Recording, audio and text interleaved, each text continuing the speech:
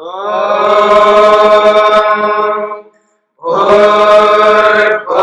स्वः तत्सवितुर्वरेण्यं भर्गो देवस्य धीमहि धियो यो नः प्रचोदयात्।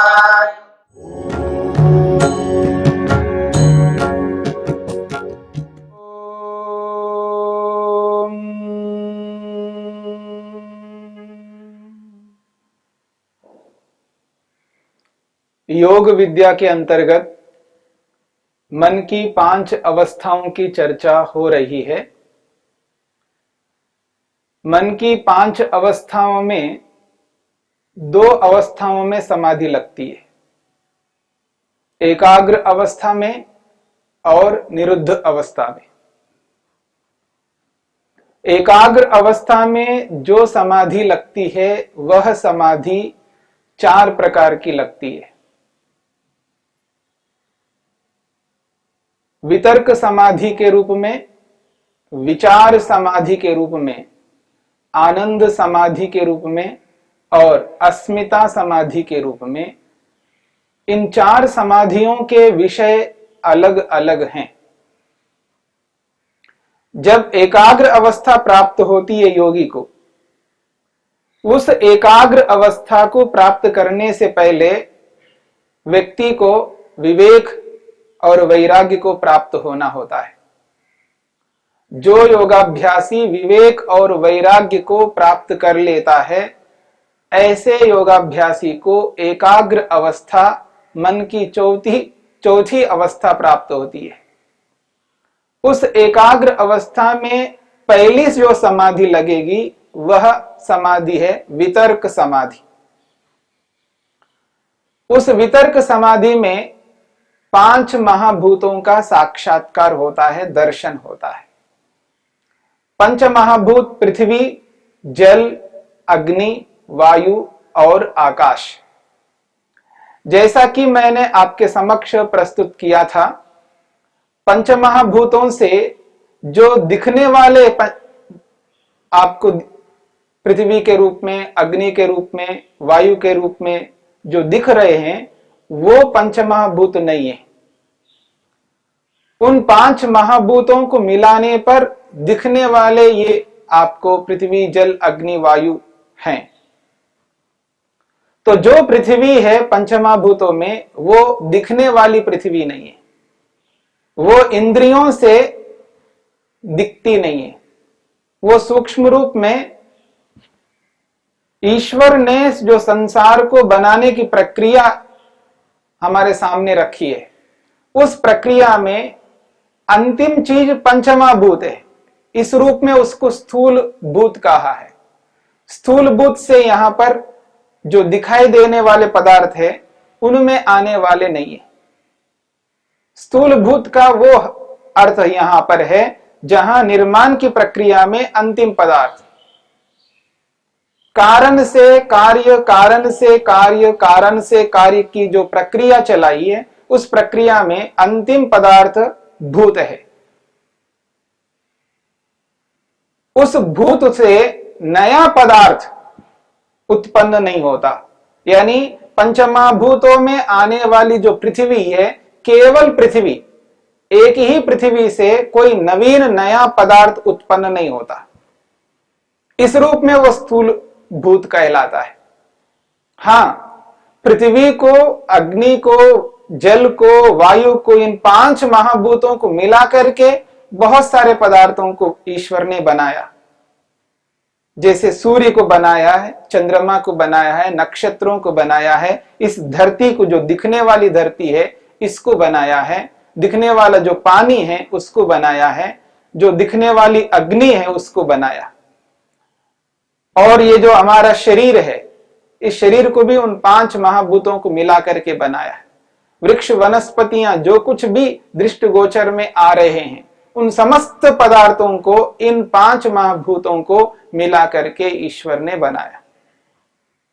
तो जो 5 महाभूत है, उनमें जो पृथ्वी तत्व है, वो आंखों से, इन इंद्रियों से दृष्टिगोचर नहीं आती है। उनको समाधि से ही उसका साक्षात्कार करना होता है। तो जिस पंचमाभूत को साक्षात्कार करना है उसको साक्षात्कार करने के लिए विवेक और वैराग्य को प्राप्त करना होता है, जड़ और चेतन के भेद को जानना होता है, जड़ को जड़ और चेतन को स्वीकार करना होता है। तो विवेक वैराग्य को प्राप्त करने वाले योगाभ्यासी के मन में काम, क्रोध, लोभ, मोह, ईर्षा, अहंकार, ये जो दोष हैं जिनको शत्रु कहा जाता है, क्लेश कहे जाते हैं, वो क्लेश बंद होते हैं। क्लेशों को बंद करना होता है। क्लेशों का व्यापार नहीं कर सकता, यानी क्लेशित होकर के जी नहीं सकता योगाभ्यासी, क्लेशों से युक्त नहीं हो सकता, राग द्वेष से जुड़ करके काम नहीं कर सकता, रागी होकर के द्वेषी होकर के कोई भी कार्य नहीं कर सकता। अगर राग और द्वेष से युक्त होकर के कोई कार्य करता है, ऐसे योगाभ्यासी को समाधि नहीं लगती है, यानी एकाग्रता में प्राप्त होने वाली जो समाधि है वो प्राप्त नहीं होती है। तो एकाग्र अवस्था में जिस समाधि को योगाभ्यासी प्राप्त करता है, उस समाधि को प्राप्त करने के लिए राग द्वेष को रोकना होता है। तो क्लेशों को रोक करके, पाप कर्मों को रोक करके, और कर्मों से जो संस्कार बनते हैं जिनको हम कुसंस्कार कहते हैं, उन संस्कारों को रोक करके जब व्यक्ति समाधि लगाता है तो उसको पहली समाधि लगती है जिसका नाम है वितर्क समाधि। उस वितर्क समाधि में 5 महाभूतों का साक्षात्कार अंदर ही करता है। योगाभ्यासी जिन पंचमहाभूतों का साक्षात्कार करता है अपने ही शरीर के अंदर करता है। आत्मा अंदर है शरीर के अंदर, और मन भी अंदर है, बाहर जाने की आवश्यकता नहीं है। अर्थात हमारे शरीर में पंचमहाभूत विद्यमान हैं। कैसे विद्यमान है? ये जो शरीर बना है, ये शरीर पंचमहाभूतों को मिलाने पर बना है, यानी इस शरीर के जो कारण हैं वो पंचमहाभूत है। जैसे घड़े के अंदर मिट्टी है, घड़े के अंदर जैसे मिट्टी है, उस मिट्टी को यदि समझना है, एहसास करना है, तो घड़े के अंदर हम एहसास कर सकते हैं। मान लीजिएगा हमारे पास मिट्टी नहीं है, हम ऐसी स्थिति में विद्यमान हैं जहां पर कोई मिट्टी नहीं है और घड़ा है, और मिट्टी को एहसास करना है, मिट्टी को समझना है, तो उस घड़े के माध्यम से समझेंगे, बाहर नहीं जा सकते। और ऐसी स्थिति नहीं है जहां पर धरती हो, जो दिखने वाली धरती जिस पर हम मिट्टी देख सके, ऐसी स्थिति में हमको रखा गया जहां कोई मिट्टी नहीं दिख रही है आपको, परंतु आपके पास घड़ा है, तो उस घड़े के अंदर ही मिट्टी को एहसास करना होगा, समझना होगा। ठीक इसी प्रकार से आत्मा शरीर के अंदर है, मन शरीर के अंदर है, आत्मा और मन शरीर के बाहर नहीं निकल सकते, और आत्मा जहां पर है वहीं पर हमें एहसास करना है। उस स्थिति में एक ही विकल्प हमारे सामने बचता है, शरीर, जिस शरीर में पंचमहाभूत विद्यमान है। तो शरीर के कारण जो पंचमहाभूत है, उन पंचमहाभूतों का साक्षात्कार इस शरीर के अंदर ही आत्मा कर लेता है, मन के माध्यम से। तो जब जिस पृथ्वी का साक्षात्कार करना है, उस पृथ्वी का साक्षात्कार जो दिखने वाली पृथ्वी नहीं है, बाहर दिखने वाली पृथ्वी नहीं है, उस पृथ्वी का साक्षात्कार शरीर के अंदर ही करता है, वितर्क नामक समाधि में। ऐसे ही जल का साक्षात्कार करता है, अग्नि का साक्षात्कार करता है, वायु का साक्षात्कार करता है, और आकाश का साक्षात्कार करता है। तो 5 महाभूतों का साक्षात्कार बारी बारी से करता है। पहले पृथ्वी को, फिर जल को, फिर अग्नि को, फिर वायु को, अंत में आकाश को। इन 5 महाभूतों का साक्षात्कार मन के माध्यम से शरीर के अंदर ही करता है। शरीर के अंदर जो कारणों के रूप में है, जो दिख नहीं रहे, इस शरीर का जो मूल कारण है वो पंचमहाभूत तो शरीर के अंदर बैठे हुए कारणों को शरीर के अंदर ही जीवात्मा मन के माध्यम से साक्षात्कार कर लेता है। और जिस समाधि के माध्यम से इन 5 महाभूतों का साक्षात्कार करता है, उस समाधि का नाम है वितर्क समाधि, पहली समाधि, जो एकाग्र अवस्था में प्राप्त होने वाली समाधि है। एकाग्र अवस्था में प्राप्त होने वाली समाधि दूसरी समाधि है, जिसका नाम है विचार समाधि। विचार नामक समाधि में 5 पदार्थों का साक्षात्कार करता है, और वो 5 पदार्थ है इन पंचमहाभूतों के कारण। पृथ्वी, जल, अग्नि, वायु, आकाश, इन 5 महाभूतों के जो कारण हैं, उन कारणों का साक्षात्कार विचार नामक समाधि में करता है। पृथ्वी तत्व का कारण है गंध तन्मात्रा। जल नामक भूत का जो कारण है वो है रस तन्मात्रा। अग्नि तत्व का जो कारण है उसका नाम है रूप तन्मात्रा। वायु नामक तत्व का जो कारण है वो स्पर्श तन्मात्रा, और आकाश नामक तत्व का जो कारण है वो शब्द तन्मात्रा। यहां शब्द तन्मात्रा, स्पर्श तन्मात्रा, रूप तन्मात्रा, रस तन्मात्रा, गंध तन्मात्रा, इन तन्मात्राओं के साथ ये जो गंध जुड़ा हुआ है, रस जुड़ा हुआ है, रूप जुड़ा हुआ है, स्पर्श जुड़ा हुआ है, शब्द जुड़ा हुआ है, इनसे उन गुणों को नहीं लेना है जो बाहर रूप, रस, गंध, स्पर्श, शब्द के नाम से जिन गुणों की चर्चा हम करते हैं। किसी भी पदार्थ को हम प्राप्त कर लेते हैं तो उससे जो गंध हमको प्राप्त होती है, जिस भी पदार्थ को हम ग्रहण करके उसको चखते हैं तो उससे जो रस प्राप्त होता है, जिस किसी भी पदार्थ को हम देखते हैं तो उससे जो रूप हमको प्राप्त होता है, जिस किसी भी पदार्थ को जब हम स्पर्श करते हैं से उससे जो स्पर्श हमको प्राप्त होता है, और जहां कहीं भी कोई आवाज आ रही तो जो शब्द हमको सुनाई देता है, वो शब्द, वो स्पर्श, वो रूप, वो रस, वो गंध यहां पर ग्रहण नहीं किया जा रहा है। गंध तन्मात्रा का अर्थ वो गंध नहीं है जो आप नाक से ग्रहण करते हैं, वो एक गुण है जो पदार्थ हमको दिखने वाले पदार्थ हैं, उन पदार्थों से जो गुण हमको प्राप्त हो रहे हैं, उन गुणों की चर्चा यहां पर नहीं है। यहां गंध तन्मात्रा उस तत्व का नाम है जो पंचमहाभूतों में जो पृथ्वी नामक तत्व है उस तत्व का कारण है, उस कारण का नाम है गंध तन्मात्रा।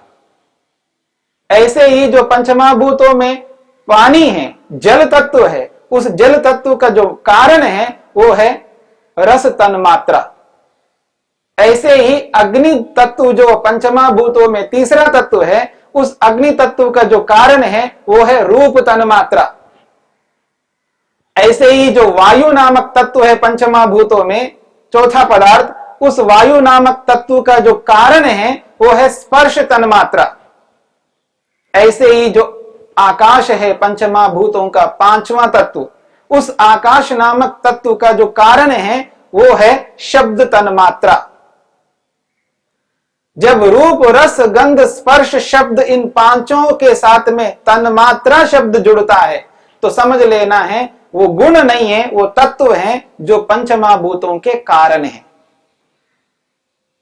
तो पृथ्वी, जल, अग्नि, वायु, आकाश नामक 5 महाभूतों का जो मूल कारण है उनको कहते हैं तन्मात्राएं। वो ये 5 तन्मात्राएं हैं जिनको विचार नामक समाधि में बैठ करके योगाभ्यासी अंदर ही अंदर उनका साक्षात्कार कर लेता है, और वो भी अंदर ही है, शरीर के अंदर।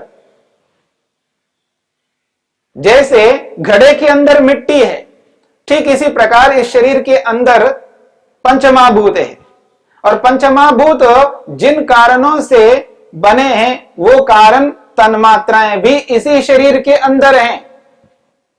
इसलिए 5 तन्मात्राओं का साक्षात्कार जिस विचार नामक समाधि में योगी करता है उन पदार्थों को साक्षात्कार करने के लिए आत्मा को, मन को कहीं बाहर जाने की आवश्यकता नहीं है। शरीर के अंदर बैठे बैठे ही उनका साक्षात्कार कर लेता है। यह दूसरी समाधि है जिसका नाम है विचार नामक समाधि। तीसरी समाधि है आनंद नामक समाधि। आनंद नामक समाधि में और सूक्ष्म पदार्थों का साक्षात्कार करता है। हमारे शरीर के अंदर जो इंद्रियां हैं, जिनको हम इंद्रियां कहते हैं, इंद्रियां दो प्रकार की हैं। कुछ ऐसी इंद्रियां हैं जिनसे हम जानकारी प्राप्त करते हैं, अलग अलग प्रकार की जानकारी हम प्राप्त करते हैं, ज्ञान प्राप्त करते हैं। कान है, कानों में एक इंद्रिय रहती है जिसका नाम है कर्णेंद्रिय। एक इंस्ट्रूमेंट है, एक साधन है जिसके माध्यम से हम शब्दों को सुनते हैं, यानी शब्दों की जानकारी प्राप्त करते हैं। अलग अलग शब्दों की जानकारी हम प्राप्त करते हैं। वो जो शब्द हमको प्राप्त हो रहा है और जिस साधन के माध्यम से प्राप्त हो रहा है, जो कानों में रहता है, उस साधन का नाम है कर्णेंद्रिय। उस कर्णेंद्रिय के माध्यम से हम शब्दों को ग्रहण करते हैं। ठीक इसी प्रकार से पूरे शरीर के अंदर जो त्वचा है हमारी, उस त्वचा के माध्यम से हम स्पर्श का ग्रहण करते हैं, वो है स्पर्शेंद्रिय। उसी प्रकार से तीसरी इंद्रिय है जो हम रूप को ग्रहण करते हैं, जिसके माध्यम से, जो आंखों में है, उसका नाम है नेत्रेंद्रिय। जो ये गोलक दिखाई दे रहे हैं, इन गोलकों के अंदर विद्यमान है, जिसके माध्यम से हम रूप को ग्रहण करते हैं। ऐसे ही ये जो जीव है, जिह्वा है, इस जिह्वा के अंदर एक इंद्रिय है जिसका नाम है रसनेंद्रिय, जिससे हम रस का ग्रहण करते हैं, अलग अलग प्रकार के रसों को ग्रहण करते हैं। और पांचवी इंद्रिय है जिसका नाम है घ्राणेंद्रिय, जो इस नाक के अंदर विद्यमान है, जिसके माध्यम से गंध को हम ग्रहण करते हैं।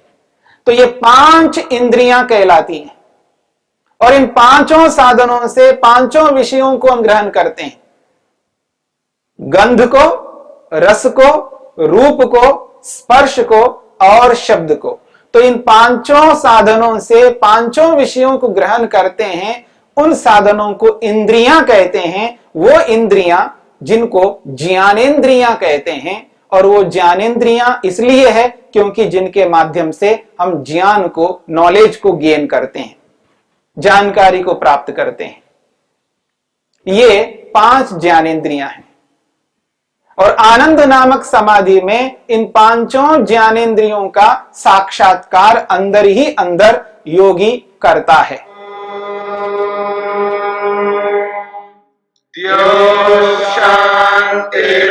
शांतिरंतरिक्षं शांति पृथिवी शांतिरापः शांतिरोषधयः